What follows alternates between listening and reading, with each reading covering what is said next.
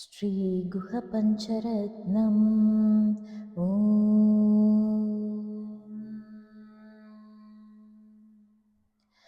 ओङ्कारनगरस्थं तं निगमान्तवनेश्वरं नित्यमेकं शिवं शान्तं वन्दे गुहमुमासुतं वाचामगोचरं स्कन्दं चिदुद्यानविहारिणं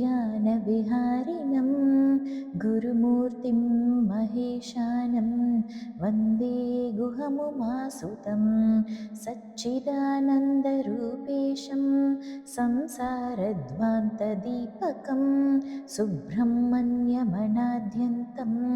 वन्दे गुहमुमासुतं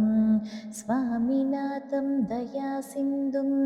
भवाब्देतारकं प्रभुं